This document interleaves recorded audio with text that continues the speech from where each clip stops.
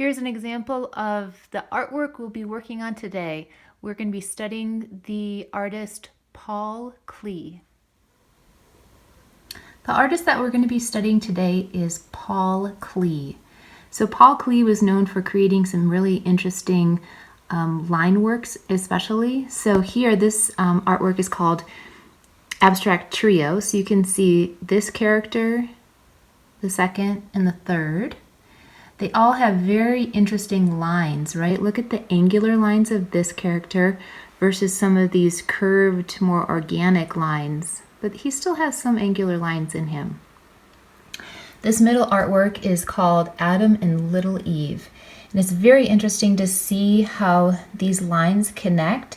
So this shoulder line comes into this shoulder line as one continuous shape. Look at how this neckline comes down and creates this really interesting teardrop and comes into her shoulder line. So he is really known for that, creating these shapes with connecting lines.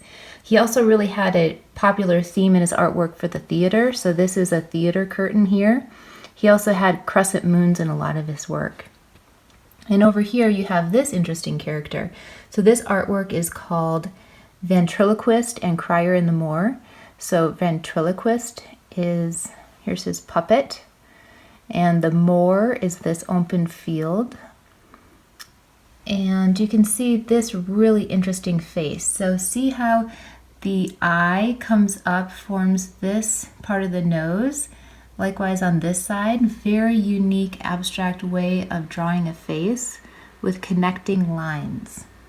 So that's what we're going to work on, these ideas today. Okay, what I did is I looked at the line work in Paul Klee's work, and I pulled out some key elements. So this is mainly angles, but a few curves, and I was looking at this element when I drew that. Here I have this connecting shoulder line with this teardrop shape, which comes from this artwork. Over here, does this look familiar? That came from this character over here in his face with these cool eyes that connect and form this abstract nose. Down here, you can see there's a combination of some curved lines and some angled elements that came from this character. I drew in pencil a few more that I'll trace so you can kind of see. So look at this face. Here you have an eye that forms this unique shape of a nose. There's a line that comes down and creates these lips. So again, look at all these really unique shapes that all touch each other. Now these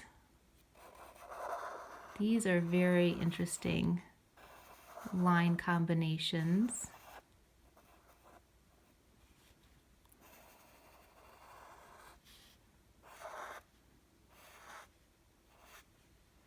And where does that come from?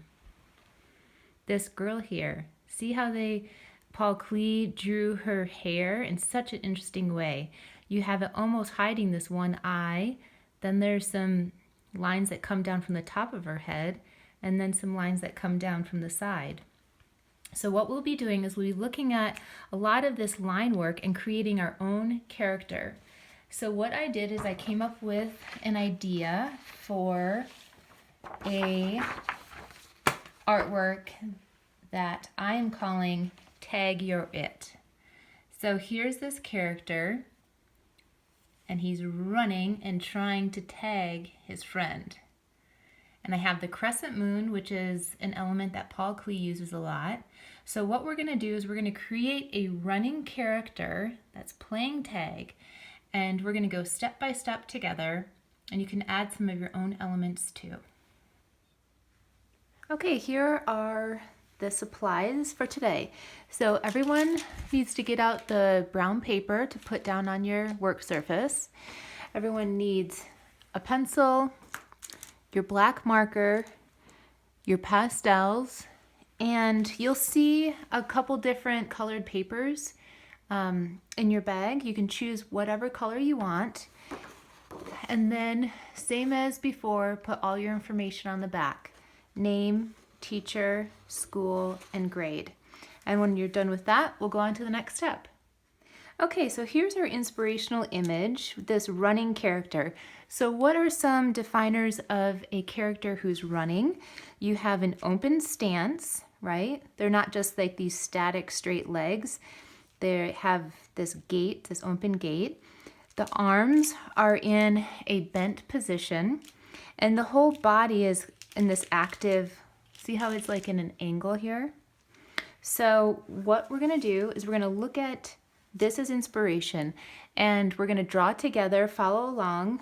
You can make some of your own creative alterations as we go, but let's all have a running character.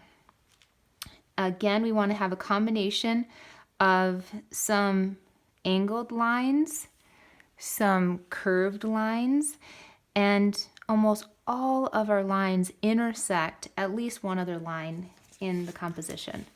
So here I started a little bit, we'll start with the head. So think about your paper when you're kind of sizing this, the head, the body, the legs.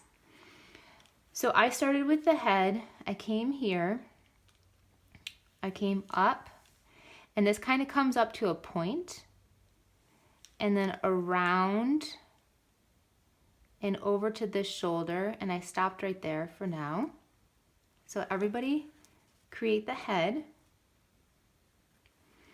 Then we're gonna do this line here. So start at the neck, come across, this is the second shoulder, to the chest, and this is an angled line. So again, it gives it this active feel, and stop here. Then we'll go to the face. So I do want everyone to try a face like this. This character is not looking straight at us, right? Their face is turned a bit. So all the facial features are on the right side more than the left or centered. So you start with a circle, you swoop down, do another circle, come back to this eye, come up to the top of the nose and do a line. And then with your lips, it's going to intersect this line here. So come over. You can do like the two mountain peaks for the tops of the lips, which is kind of fun. It echoes this shape. And then the bottom of the lip. And Paul Klee had a little kind of soft triangle up here. I created it into like a little kind of bird.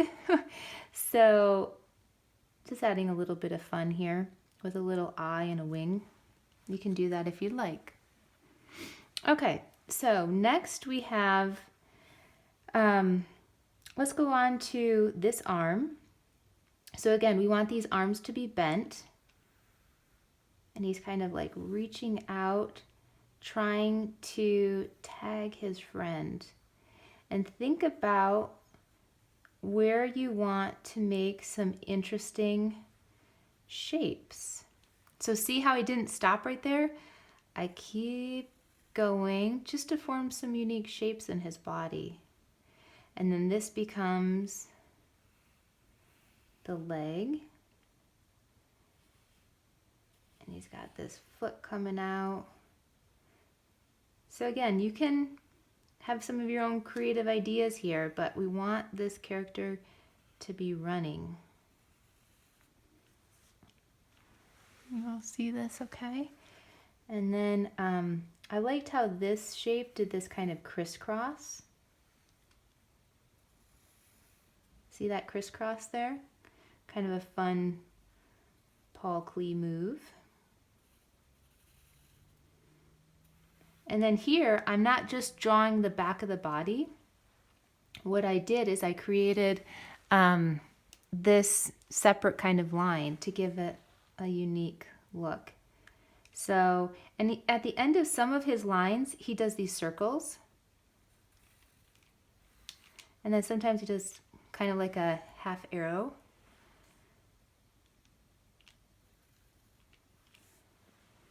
And then here we go with the next arm. So this one also is running. I'm kind of doing these unique hand shapes. And here I'm ending with a circle too. So if you need more time, you can pause the video. Otherwise, I'll keep going. I created this shape here, which kind of echoes a collar of a shirt. And see how I chose to go beyond the form of the body to create another fun shape that we can color in later. Okay.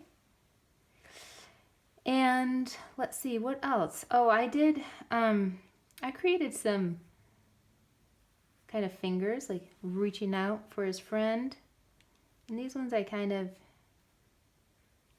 did 2 on that. Why not? This is abstract.